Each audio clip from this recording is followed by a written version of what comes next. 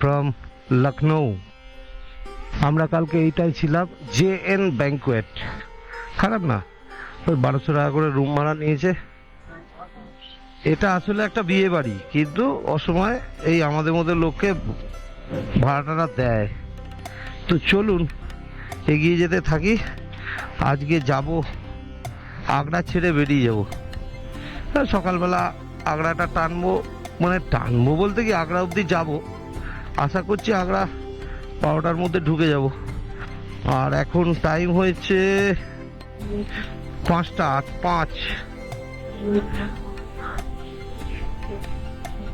বেরিয়ে যাবো, অসুবিধা নেই। চলুন এগিয়ে যেতে থাকি, আপনারা ভিডিওটা দেখতে থাকুন। আর চ্যানেলটাকে যারা এখনো সাবস্ক্রাইব করেননি, যাচ্ছি এখন এই একটু বাদে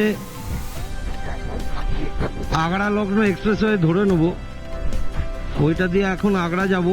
আগ্রা পৌঁছে তারপরে চিন্তা করব আবার কোথায় যাব, মানে আজকে কোন ডেস্টিনেশনে গিয়ে রাত্রে রেস্ট নেব, সেটা গিয়ে চিন্তা করব, দেখা যাক।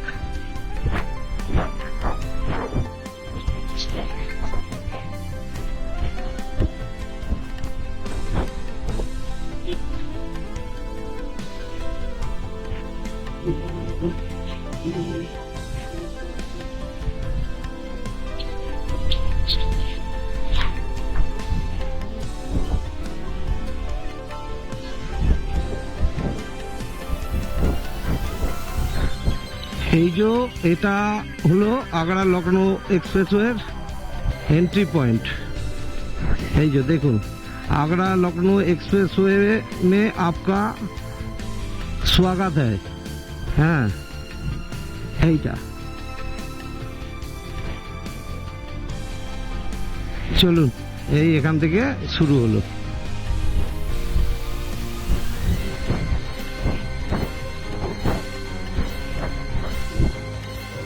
রোডে উঠে গেলাম, আর এইখান থেকে এবারে আগ্রা লখনৌ এক্সপ্রেসওয়ে পেয়ে যাব আমরা। এক্সপ্রেসওয়েতে উঠে পড়লাম আমরা। তো এইবারে এই রাস্তাটা শেষ প্রান্ত পর্যন্ত আগ্রা আছে, মানে ওই অবধি আপাতত যাচ্ছি। এই রাস্তা তো এক্সপ্রেসওয়ে, ভালোই চালাতে হবে, আর ভালো চালানো যাবে, অসুবিধা হবে না, কোনো নিয়ে কোনো চাপ নেই। তো চলুন এগিয়ে যেতে থাকি, যেতে যেতে আপনাদেরকে সব দেখিয়ে দেবো। এখন আগ্রা টোল বুথে আছি, এখানে টোল কাটতে হবে। আগের দিন আমাদের টোল লেগেছিল 300 টাকা, ওটা পূর্বাঞ্চলে লেগেছে, আপনাদের জানিয়ে দেবো, দেখা যাক কি হয়। এই জায়গাটা দেখিয়ে দিচ্ছি, আর ওই টোল প্লাজাটাও দেখিয়ে দিল, ভালো বেশ, দেখা যাক।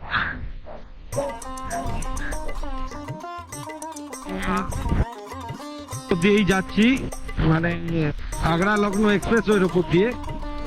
এইসব এক্সপ্রেসওয়ে গুলো কিন্তু বেসিক্যালি বানিয়ে কিন্তু আমাদের মতো বাইকার বলে নয়, যারা গাড়ি নিয়ে ট্রাভেল করে কিংবা কোনো দরকারে হলেও যায়, তাদের পক্ষে কিন্তু কম সময়ের মধ্যে অনেকটা রাস্তা কভার করা যায়। কেন সত্যি কথা বলতে কি, সিটির মধ্যে দিয়ে ঢুকে গেলে আপনি ট্রাফিক প্লাস লোকজন মানুষজন সবাইকে দেখে চলতে হয়, এই স্পিডটা তো আপনি মেনটেন করতে পারবেন না 80-90, এটা ওইখানে চালানো সম্ভব হবে না। তো সেই জন্যই আমি বলছি যে এইগুলো করে দেওয়াতে বেটার হয়ে গেছে, অনেক ভালো হয়ে গেছে। চলুন এগিয়ে যেতে থাকি। 100 আমরা ওখানে ভরি 95, এখানে 100, 160 টাকা লিটার।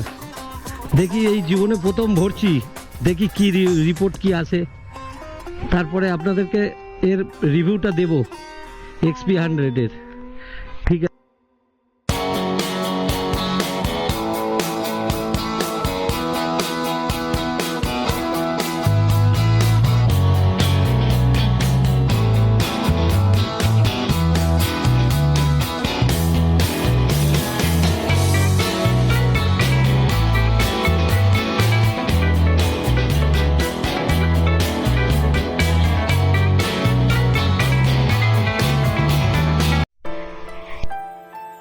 যমুনাতে দাঁড়িয়ে আছি। যমুনা এক্সপ্রেসওয়ের এটা এন্ট্রি, এই বোর্ডটা রয়েছে দেখতেই পাচ্ছেন। আমার জুনিয়র জ্যাঙ্গো দাঁড়িয়ে রয়েছে। ঠিক আছে, চলুন যেতে যেতে আরো অনেক কিছু দেখাবো, অনেক কিছু। এখন আমি চালাচ্ছি, মানে একটা সুমধুর গরম আছে এখানে। সেই গরমটা নয় আপনাদেরকে বর্ণনা নাই করলাম, আপনারা পারিপার্শ্বিক ওয়েদারটা দেখে বুঝতেই পাচ্ছেন। এখানে এখন টেম্পারেচার আছে 48 থেকে 49 ডিগ্রি টেম্পারেচার। একটু আগে রাস্তায় টেম্পারেচার থার্মোমিটার ছিল, এখানে থাকে, সেইটা দেখেছিলাম। মানে কল্পনার বাইরে। আমি লাইফে কোনোদিন এরকম গরম আমি জীবনে দেখিনি। আমি এর আগে রাজস্থান গেছি, কিন্তু রাজস্থানও গরম আছে, কিন্তু এই জিনিসটা আমি লক্ষ্য করিনি। এখানে থেকে থেকে গা হাত পা পুরো শুকিয়ে যাচ্ছে, কোনো ঘামের কোনো বংশ নেই, আর গলা বুক একদম কাঠ হয়ে যাচ্ছে। খিদে বলছি, সরি, জল তেষ্টা একদম মাথা খারাপ করে ছেড়ে দিচ্ছে।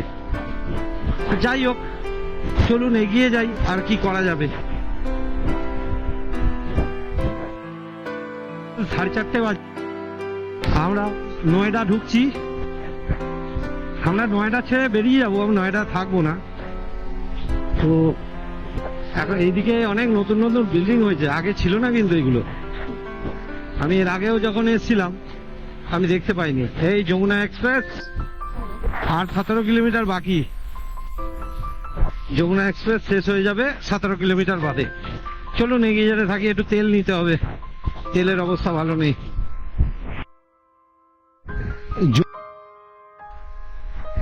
আমাদের আজকের যাত্রা যমুনা এক্সপ্রেসের ওপর দিয়ে যতটা এসছি ততটা আমাদের কমপ্লিট হলো। এবারে অন্য রাস্তা ধরবো, দেখা যাক। চলুন এগিয়ে যাই। যেতে যেতে যেতে অনেক কিছুই দেখাবো, অনেক কিছুই গল্প করব, দেখতে থাকুন শুধু। আর যারা এখনো চ্যানেলটা সাবস্ক্রাইব করেননি তারা সাবস্ক্রাইব করে দিন। ঠিক আছে, চলুন।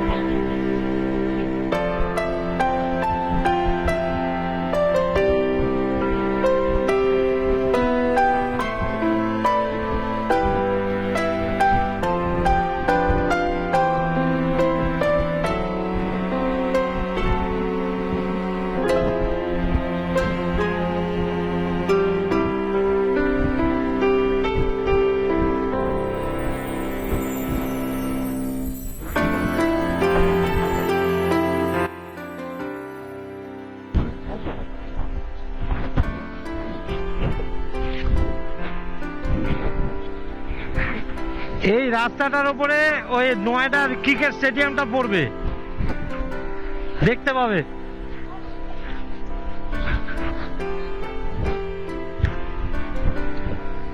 হ্যাঁ হ্যাঁ, নয়ডার যেটা আছে, নয়ডা ক্রিকেট স্টেডিয়াম, যেটা ফিরোজ শাহ কোটলার দিল্লিতে। ওই তো সব লেখা পাবে এখানে, পুরো এটা নয়ডার মধ্যে দিয়ে যাবে। 151। হ্যাঁ, ওটা ঢুকতে দেবে না তো, ইস্টার্ন পেরিফেরাল ওটা, ওখানে বাইক এলাও নয়।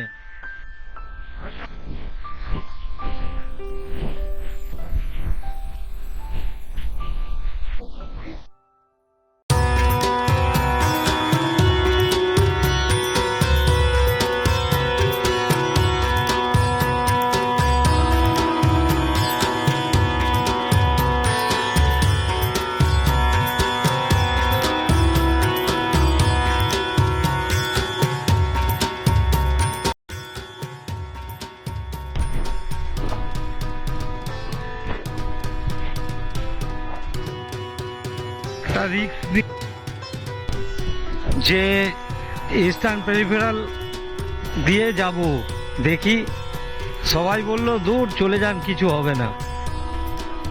ও ঠিক আপনাদেরকে যেতে দিয়ে দেবে, কিন্তু এখান দিয়ে গলার জায়গা কোথায়? লালকেল্লার আমার বাদিকটায় পুরো লালকেল্লা, আর এটা লালকেল্লার গেটটা, কোপতিয়া লালকেল্লার রাস্তা আছে। দারুণ একটা জায়গা দেখালাম আপনাদেরকে, একদিন ভেতরটাও দেখাবো। আমরা ঢোকার জায়গা পেলাম না, মানে ওরা অ্যালাউ করলো না। তো আমরা লালকেল্লার ওই দিক দিয়ে ঘুরে আমরা দিল্লি ছেড়ে দিয়েছি। এখন দিল্লি ছেড়ে পানিপথের রাস্তায় আছি, মানে প্রায় পানিপথের কাছাকাছি পৌঁছেই গেছি। তো আমরা ঠিক করলাম, যেহেতু রাত হয়ে গেছে, রাত বলতে এখন প্রায় 7:30-8টা মতো বাজলো প্রায়। তো আমরা ঠিক করলাম যে আমরা আজকে রাত্রে পানিপথেই কোথাও একটা রাস্তার ধারে কোনো একটা হোটেল পেলে সেখানে থেকে যাব। আমার মতে এটাই করা সবার উচিত। চলুন এখানে এই ব্লগটা শেষ করলাম।